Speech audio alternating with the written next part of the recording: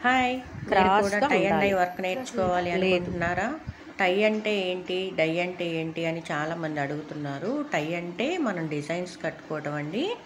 Die అంటే మనకిష్టమైన కాంబినేషన్స్‌లో మనం colouring చేసుకోవటం అనమాట. శారీస్ కానీ, డ్రెస్సెస్ కానీ, స్కార్ఫులు కానీ, చున్నీలు కానీ, దుప్పట్లు కానీ, అంటే బెడ్‌షీట్స్ ఉంటాయి కదా! అట్లాంటివి కూడా మనం ఈ డిజైన్ చేసుకొని ఇట్లా ఒక కలర్ నీట్‌గా చేసి కూడా మనకిష్టం వచ్చిన లెహెంగా కాంబినేషన్‌లో చేసుకోవచ్చనమాట. చేసుకోవచ్చనమాట. వైట్ మీద ఇలాంటి సింగిల్ వర్క్ కలరు నేర్చుకొని చేసుకోవచ్చు. మనం ఒక చిన్న బిజినెస్ లాగా కూడా పెట్టుకోవచ్చు. ఒక యూనిట్ వైట్ మీద స్టార్ట్ మొత్తం చేసుకోవచ్చు. కట్టేసుకొని ఒక కలర్ ఇలా చేసుకున్నా కానీ గూడా మీకు ఇంట్రెస్ట్ ఉంటే యెస్ అని కామెంట్ పెట్టండి. ఖచ్చితంగా మేము యూనిట్ పెట్టుకోవాలి, ఇంట్లో కాదు మేడం మేము బిజినెస్ చేయాలి అనుకునే వాళ్ళు మాత్రం నాకు నేర్చుకోవాలని ఉంది అని చెప్పేసి మెసేజ్ చేయండి.